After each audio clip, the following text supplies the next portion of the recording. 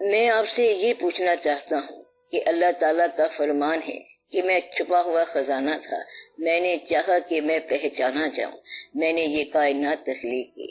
حضور یہ فرمائیں کہ پہچان سے مراد کیا ہے؟ وہ اللہ کیا خزانہ تھا اور اس کی آئیمینسٹی کیا ہے، یعنی اس کی وسعت کیا ہے؟ وہ جو خزانہ ہے کیا وہ ظاہر ہو گیا ہے یا ابھی ظاہر ہونا ہے؟ اللہ کو تو پتا ہے کہ کیا خزانہ ہے، لیکن کیا لوگوں کو پتا چل گیا ہے کہ خزانہ کیا ہے؟ کیا نور کو خزانہ کہہ سکتے ہیں؟ یہ سارے ذہن کے سوالات ہیں، تو ذہن سے تھوڑا سا بچو، اللہ کو اطاعت کے لیے رکھو، اللہ کا نام آئے اور سجدہ ہو جائے، سجدہ ہوا اور بات ختم ہو گئی۔ بس آپ یہی بات یاد رکھو۔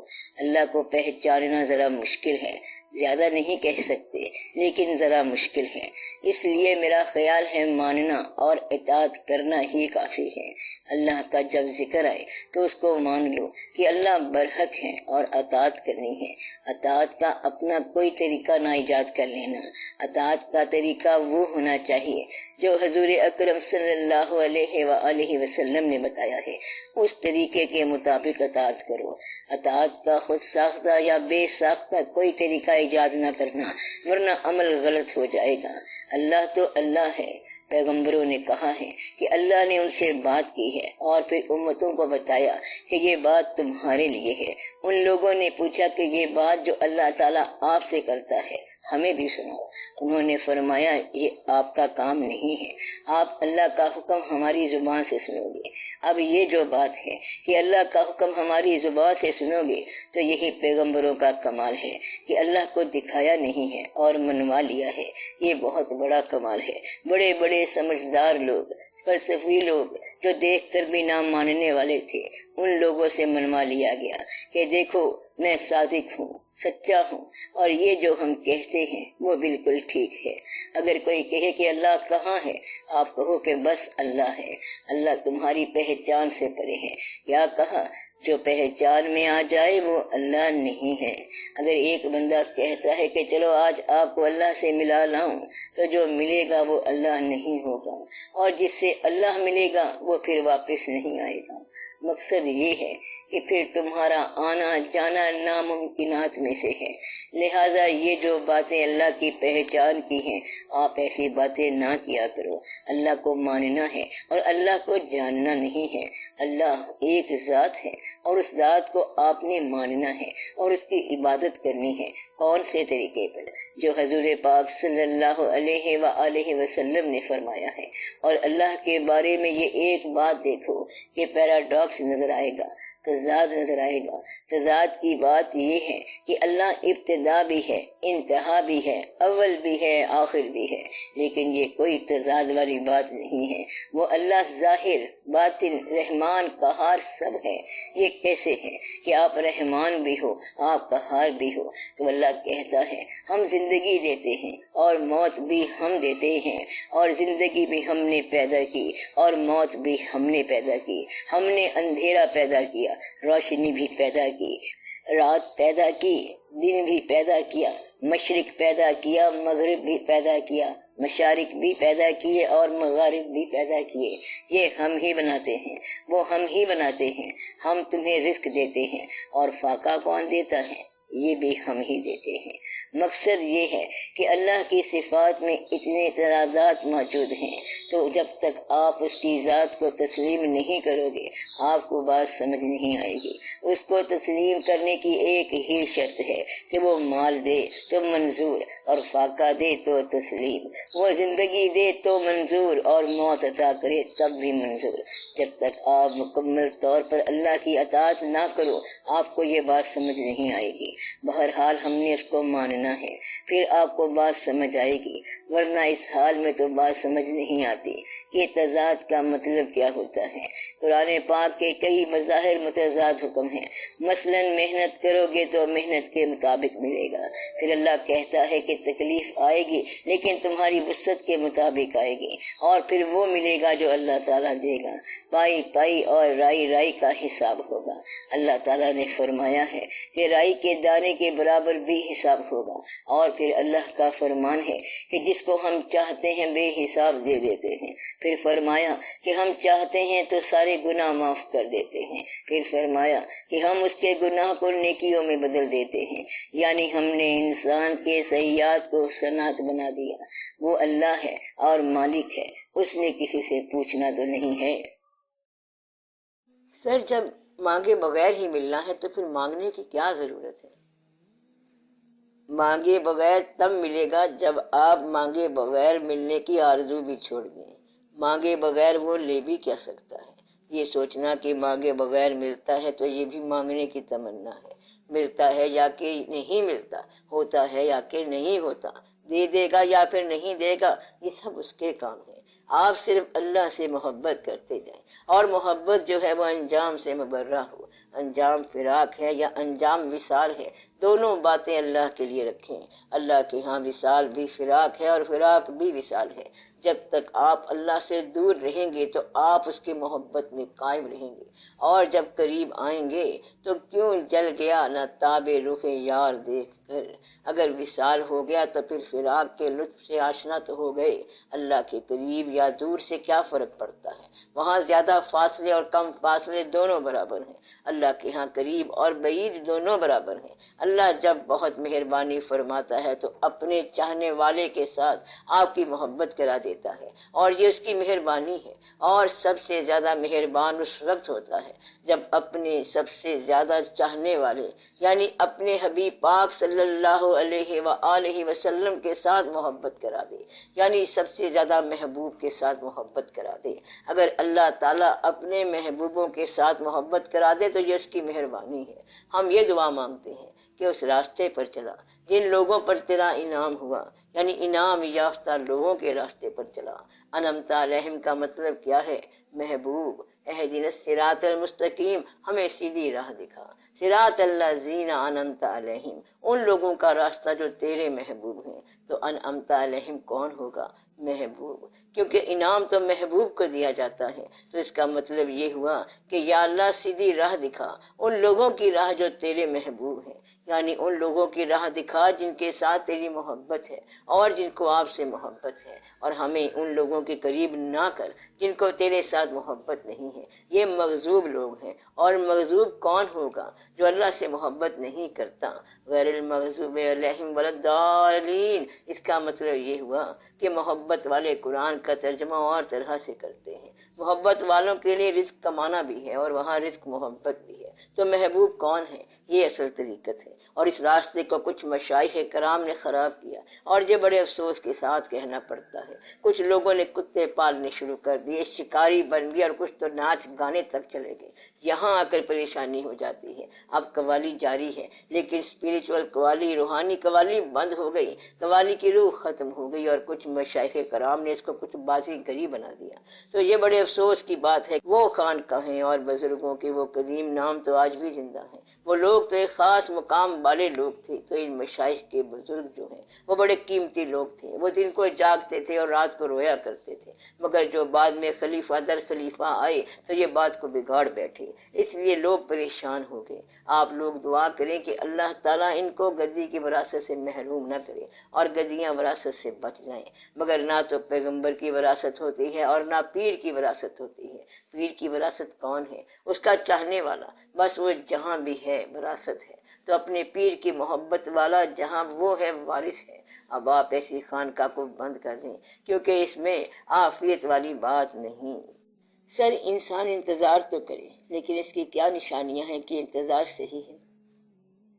غیر آدمی انتظار نہیں کر سکتا۔ انتظار جو ہے یہ محبوب کی مہربانی ہے کہ وہ یہ انتظار عطا کرتا ہے، اور یہ کیفیت تا قیامت رہتی ہے۔ جس کو انتظار مل گیا اس کو محبوب مل گیا۔ محبوب کی عطا کے خاص شعبے یہ ہیں: فراق، انتظار، دنیا سے غفلت اور غیر کی محبت سے بچ جانا۔ وصال جو ہے وہ ایک اور قسم کا شعبہ ہے کہ جس میں چیز مل جاتی ہے اور انسان فارغ ہو جاتا ہے، اور انتظار جو ہے وہ ہر ایک کو نہیں دیا جاتا، بلکہ صرف سلیکٹڈ لوگوں کو، منتخب لوگوں کو دیا جاتا ہے۔ دنیا کی زندگی انتظار ہے اور بہشت میں دیدار ہوگا۔ زندگی میں ہم اللہ کے انتظار کی منزل میں ہیں، اور جب ہم بہشت میں جائیں گے تو وہاں دیدار کی منزل ہوگی۔ تو یہ دنیا انتظار کی منزل ہے، اور انتظار کی اسی منزل سے دیدار کے جلوے پیدا ہوں گے، اور پھر وہ روبرو ہو جائیں گے۔ اس لیے آپ انتظار کو کبھی ہاتھ سے نہ چھوڑنا۔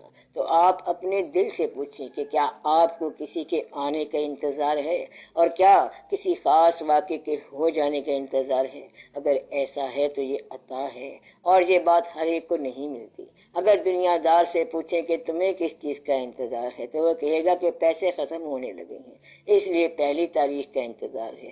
کسی کو پروموشن کا انتظار ہے، کسی کو مہمان کا انتظار ہے، سیاستدان کو انتظار ہے کہ اب امریکہ کی طرف سے کیا واقعہ ہوتا ہے۔ کچھ لوگوں کے کان اس طرح لگے ہوئے ہیں کہ اب انڈیا کی طرف سے کیا واقعہ ہوتا ہے، اور دل والے کو صرف ایک ہی انتظار ہے، اس کے آنے کا اور اس کے جانے کا، اور اس طرف سے خبر کا انتظار ہے۔ خبرم رسید امشب کے نگار خواہی آمد، اس کی خبر ادھر سے آتی ہے۔ اس لیے آپ اپنے انتظار کا رخ دیکھیں۔ اگر اللہ کے راستے کی طرف رخ ہے تو یہ بڑی مبارک بات ہے۔ منزل انتظار بڑے نصیب والوں کی بات ہے۔ ایک شخص اپنے پیر صاحب کے پاس گیا اور عرض کی کہ دعا کریں کہ میرا حج کا نمبر نکل آئے۔ وہ شخص یہ کہہ کر بہت زیادہ روتا رہا۔ پیر صاحب نے کہا کہ سب دعا کرو کہ اس کا نمبر نہ نکلے۔ وہ شخص اور زیادہ رونے لگا۔ پیر صاحب نے سب کے سامنے اس شخص سے کہا کہ میں نے جو 14 حج کیے ہیں ان سب کا ثواب تو لے لے، اور یہ انتظار کی منزل مجھے دے دے۔ تو حاصل کی منزل سے انتظار کی منزل کا مقام بہتر ہے۔ خدا آپ کے انتظار کو سرخرو رکھے، تازہ رکھے، اسے زندہ رکھے اور اسے برقرار رکھے۔ انتظار ایک قوت ہے، اور یہ محبوب کی قوت ہے۔ آپ کو جس کا انتظار ہے وہ آپ کے انتظار میں شامل ہے۔ وہ تو اپنا انتظار خود آپ کرتا ہے، اپنے روبرو خود آپ ہوتا ہے، اور اپنا ذکر خود آپ کرتا ہے۔ اس کا ایک نام ذاکر بھی ہے۔ اگر آپ اسی کا ذکر کر رہے ہیں تو وہ خود یہ ذکر کر رہا ہے۔ اگر آپ اس کا انتظار کر رہے ہیں تو وہ اس انتظار میں شامل ہے۔ تو وہ اپنے انتظار کی منزل میں اپنے منتظرین کے ساتھ شامل ہے۔ وہ فرماتا ہے کہ تم میرا انتظار کرو تو میں اس انتظار کے ساتھ شامل ہوں، بس تم انتظار کرو اور میں انتظار کرنے والوں کے ساتھ ہوں۔ لہٰذا تمام انتظار کرنے والوں کو مبارک ہو۔ اللہ آپ کے انتظار کو سرفراز فرماتا ہے۔ آپ وصال کو بھی وصال نہ کہیں بلکہ انتظار ہی کہیں۔ اگر آپ وصال کو انتظار کہیں تو پھر اللہ راضی ہے، تو آپ بھی انتظار کریں اور وہ بھی آپ کا انتظار کرتا جائے گا۔ یہ ایسا راز ہے کہ بتانے والی بات ہی نہیں۔ تو انتظار کیا ہے؟ یہ حاصل ہے اور محبوب کی عطا ہے۔ اللہ تعالیٰ فرماتا ہے کہ مجھے تلاش کرو اور خود ہی آپ کا انتظار کرتا ہے۔ راستہ خود ہی بناتا ہے، راستے کا ساتھی بھی خود ہی ہے، اور منزل پر بھی خود موجود ہوتا ہے۔ ایک انسان کسی دوسرے کو تلاش کرتا ہے تو راستے میں اس کے ساتھ کئی واقعات ہوتے ہیں، اور جب اس آدمی سے جا کر ملتا ہے تو وہ کہتا ہے کہ تمہارے ساتھ راستے میں یہ واقعہ پیش آیا تھا۔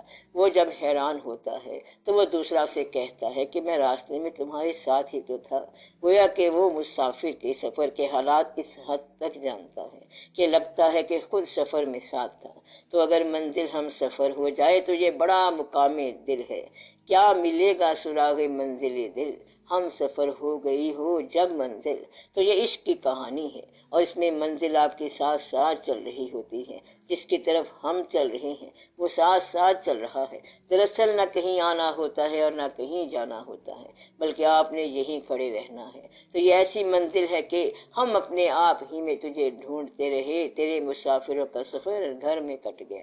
یہ منزل ایسی ہے کہ وہی بھیجنے والا ہے، وہی ہم سفر ہے، اور آگے بھی وہی ہے۔ اس لیے اگر انتظار کرنے والے کو آنسو ملتے ہیں تو آنسو بھی اللہ تعالیٰ کا ایک نام ہے۔ انتظار کے آنسو اللہ کا ایک جلوہ ہے۔ مجھے آہو فغان نیم شب کا پھر پیام آیا۔ تو یہ آہو فغان نیم شب کے آنسو ہیں، یہ انتظار کے آنسو ہیں، اور یہ اللہ تعالیٰ کے جلوے کے آنسو ہیں۔ اللہ تو دل میں ہوتا ہے، روبرو نہیں آتا، اور جو چیز روبرو آتی ہے وہ آنسو ہوتی ہے۔ کیا ہم دنیاوی کاموں میں بھی اس طرح کا انتظار کیا کریں؟ نہیں، ایسا نہ کریں۔ یہ توحید کی بات ہو رہی ہے، اللہ کی بات ہو رہی ہے، وہاں انتظار ضروری ہے۔ دنیاوی کاموں میں آپ انتظار نہ کیا کریں بلکہ کام کر لیا کریں، اور اگر کچھ مل جائے تو حاصل کر لیں اور نہ ملے تو چھوڑ دیا کریں۔ جو دور کی منزل کے مسافر ہیں ان کے لیے انتظار کہا جا رہا ہے، اور اگر کسی نے امتحان دیا ہوا ہے اور رزلٹ نہیں آ رہا تو وہ انتظار اور طرح کا ہے۔ اگر درخواست دی ہوئی ہے اور نوکری نہیں ہو رہی تو یہ اور طرح کا انتظار ہے۔ ہم اللہ کے راستے میں انتظار کی بات کر رہے ہیں، اور یہ انتظار بصیغہ محبوب ہوتا ہے اور بصیغہ حقیقت ہوتا ہے۔ یہ مجاز کی بات نہیں ہو رہی ہے، حقیقت کا انتظار محبوب کے ذریعے ہوتا ہے۔ آخر میں دعا کریں، یا اللہ مہربانی فرما، دلوں کے حال درست فرما، یا اللہ ٹوٹی ہوئی منزلوں کو جوڑ، یا اللہ چھوڑی ہوئی منزلوں کو آباد فرما، دلوں کو اپنی محبت سے آباد کر، فقیروں کو فقیری کے راستے پر چلا۔ یا اللہ دوبارہ وہی منزل عطا فرما جن منزلوں سے لوگ اپنے آپ کو محروم سمجھتے ہیں۔ صلی اللہ تعالی علی خیر خلقہ و نور عرشہ سیدنا و مولانا حبیبنا و شفیعنا محمد و آلہ و اصحابہ اجمعین برحمتک یا ارحم الراحمین۔ سر غریب کے لیے صاحب اقتدار لوگ کچھ نہیں کرتے، اصل میں غریب کوئی نہیں ہوتا۔ آپ سے جو کمزور لوگ ہیں وہ آپ کو امیر سمجھتے ہیں۔ جو کار چلا رہا ہے اسے موٹر سائیکل والا کہتا ہے کہ یہ امیر ہے اور ہم غریب ہیں۔ سائیکل والا کہتا ہے غریب تو میں ہوں، اور پیدل چلنے والا کہتا ہے تم دونوں ہی جھوٹے ہو، اصل میں غریب تو ہم ہیں۔ تو اس طرح ترتیب وار چلتے چلتے آپ آخری سیڑھی تک جا پہنچیں گے۔ ہم ایک دوسرے کے مقابلے میں امیر غریب ہوتے ہیں، اصل میں غریب امیر کوئی نہیں ہے۔ غریب وہ ہے جس کی آرزوئیں اس کے حاصل سے زیادہ ہو جائیں۔ ان لوگوں سے پوچھو جن کے پاس پیسہ ہے کہ ان کی حسرتیں کتنی ہیں، وہ بتائیں گے کہ جی بڑی حسرتیں اور بڑی پریشانیاں ہیں۔ میں ان سے کہتا ہوں کہ پیسے کو چھوڑو، آپ فضل کو بھی اپنے ساتھ شامل کرو۔ یہ بڑی حیرانگی کی بات ہے کہ اللہ تعالیٰ کے محبوب صلی اللہ علیہ وآلہ وسلم جن پر کائنات ساری کی ساری ہزار بار نثار ہے، ان صلی اللہ علیہ وآلہ وسلم پر درود شریف آ رہے ہیں، سلام آ رہے ہیں، اپنے اور بیگانے سب نعت کہہ رہے ہیں، اور ان صلی اللہ علیہ وآلہ وسلم کو فاقہ آ گیا۔ فاقے کا مطلب ہے کھانے کی طلب ہو اور کھانا اویلیبل نہ ہو، کھانا موجود نہ ہو۔ ایسی صورت میں آپ صلی اللہ علیہ وآلہ وسلم نے کوئی گلہ نہیں کیا۔ تو ایسے واقعات آتے رہتے ہیں۔ اگر آپ کا مشن اللہ اور اللہ کے حبیب پاک صلی اللہ علیہ وآلہ وسلم ہے تو پھر آپ کو کوئی خطرہ نہیں ہے۔ دنیا میں جو ہو رہا ہے اس کا انتظار کرو اور دیکھو کہ کیا ہو رہا ہے۔ غریب عوام کی آپ بات کرتے ہیں تو ایک بڑی مشکل یہ ہے کہ غریب لوگ آپس میں اکٹھے نہیں ہوئے، یہاں غریب کو غریب نے مارا ہے۔ آپ طبقات کو اس طرح تقسیم نہ کرو کہ یہ امیر طبقہ ہے اور یہ غریب طبقہ ہے، یہ تقسیم نہیں ہے۔ تقسیم یہ ہے کہ یہ شریف طبقہ ہے اور یہ بدمعاش طبقہ ہے۔ شریفوں میں غریب بھی ہیں، شریفوں میں امیر بھی ہیں۔ آپ یہ بات مان لو کہ امیر جو شریف ہے وہ بہت اچھا ہے، یعنی کہ اچھا امیر بہت اچھا ہے اور اچھا غریب بہت اچھی شے ہے۔ برا امیر بہت برا ہے اور برا غریب اس سے بھی زیادہ برا ہے۔ لہذا ہم پیسے کے معیار پر نہیں ماپیں گے بلکہ ہم اخلاق کے معیار پہ ماپیں گے۔ ہاں، اچھے غریب کی بات کرو۔ ہم چاہتے ہیں کہ اچھا غریب جو ہے اس کی زندگی آسان ہونی چاہیے، اور اچھے امیر کا کام یہ ہے کہ اچھے غریب کی زندگی آسان کرے۔ برا امیر جو ہے یہ یہاں سے نکلنا چاہیے اور اس کو اس ماحول سے نکال دیا جائے۔ تو دعا کرو کہ اللہ برے امیروں کو تباہ کرے، آمین یا رب العالمین۔ ایسے برے امیر جو معاشرے میں فساد پھیلا رہے ہیں یہ غائب ہو جائیں اور ان سب کو اللہ سنبھال لے اور ان کو کسی طریقے سے اڑا دیا جائے۔ اچھا امیر موجود رہے گا۔ اللہ تعالیٰ فرماتا ہے کہ ہم ان کو بے حساب دیتے ہیں۔ جب اللہ بے حساب دے گا تو بندہ امیر ہی ہوگا، اس کو بے حساب مل گیا ہے۔ تو یہ سب اللہ تعالیٰ کے کام ہیں، امیر بھی رہے گا اور غریب بھی رہے گا۔ ایسا وقت کبھی نہیں آئے گا کہ اس کائنات میں زکوٰۃ دینے والا کوئی نہ ہو۔ زکوٰۃ دینے والے موجود رہیں گے اور زکوٰۃ لینے والے بھی موجود رہیں گے۔ آپ صرف یہ دیکھو کہ اللہ تعالیٰ آپ کا انجام بخیر کرے۔ برے امیر کو نکالو کیونکہ وہ پیسے کے بل بوتے پر برائی کرتا ہے، اچھا امیر وہی ہوگا جو اپنا پیسہ محتاجوں میں تقسیم کر دے۔ اچھا غریب کون ہے؟ جو دوسروں کا پیسہ نہ لینا چاہے۔ صحابہ کرام رضی اللہ تعالیٰ عنہ نے ایک مرتبہ پوچھا کہ غریب کیسے سخی ہو سکتا ہے، تو آپ صلی اللہ علیہ وآلہ وسلم نے فرمایا کہ اگر غریب دولت کی تمنا چھوڑ دے تو وہ سخی ہو سکتا ہے۔ اگر آپ کبھی خدا نخواستہ غریب ہو جاؤ تو سخی ضرور ہو جانا۔ اللہ تعالیٰ کے کام چلنے دو اور اپنی دنیا میں آباد رہو۔ ہاں، آپ نے کچھ کرنا ہی ہے تو آپ کے پاس جتنے پیسے ہیں ان پیسوں کا کچھ حصہ کم از کم ان لوگوں کو دے دو جن کے پاس پیسے نہیں ہیں، پھر آپ کا مسئلہ حل ہو جائے گا۔ اپنے سے غریب کی تلاش کرو اور اسے کچھ نہ کچھ دے دو تاکہ اس کی زندگی آسان ہو جائے، اور امیر کو چھوڑ دو، پھر اللہ تعالیٰ فضل کرے گا۔ باقی یہ جو آپ انقلاب کی بات کرتے ہو تو کمیونزم سے زیادہ کیا انقلاب لا سکتے ہو؟ وہ بڑا شاندار انقلاب تھا اور اس کا بڑا برا انجام ہوا۔ کیپٹلزم کا اس سے بھی زیادہ برا انجام ہوگا۔ صرف ایک ہی نظام رہ جائے گا اور وہ ہے اسلام کا نظام۔ وہ ابھی تک یہاں آیا ہی نہیں ہے۔ اسلام میں کوئی شخص یہ نہیں کہہ سکتا کہ کوئی امیر ہو جائے۔ اسلام میں کسی شخص کے پاس ضرورت سے زیادہ سرمایہ رہ نہیں سکتا اور نہ وہ رکھ سکتا ہے۔ ہم اسلام کے نام پر غیر اسلامی لوگ ہیں، اس لیے یہ حالات ہو گئے ہیں۔ کہیں مسلمانوں کے تیل کے کنویں ہیں اور کہیں مسلمانوں کے چراغ میں تیل نہیں ہے، پھر کہتے ہیں کہ ہم آپس میں بھائی ہیں۔ یہ دنیاوی مسلمان ہیں۔ اگر یہ چاہیں تو باقی مسلمانوں کے حالات بہتر ہو سکتے ہیں۔ اگر ہمارے ہاں کے امیر لوگ چاہیں تو غریبوں کے حالات بہتر ہو سکتے ہیں۔ اب وہ وقت آ گیا ہے کہ کوئی چاہتا نہیں کہ حالات بہتر ہوں۔ جب یہ وقت آ جائے تو سمجھو کہ اب دعا کا وقت ہے کہ اللہ تعالیٰ اپنا کرم فرمائے اور اللہ تعالیٰ آپ کا ایمان محفوظ رکھے۔ آمین یا رب العالمین۔ یہ بڑی بات ہے کہ ایمان کا چراغ قائم رہے۔ کہیں یہ نہ ہو کہ غریبی سے متنفر ہو کہ آپ ایمان سے محروم ہو جائیں۔ غریبی میں ایمان رہنا مشکل ہوتا ہے۔ اگر غریب اللہ کے قریب ہو جائے تو ایمان زیادہ ہو جاتا ہے، ورنہ عین ممکن ہے غریبی تمہیں باغی بنا دے، جیسا کہ حضور پاک صلی اللہ علیہ وآلہ وسلم کا فرمان ہے کہ ممکن ہے غریبی تجھے کافر بنا دے۔ اس لیے غریبی سے مایوس نہیں ہونا چاہیے۔ اگر غریبی آئے تو اللہ کے اور قریب ہو جاؤ۔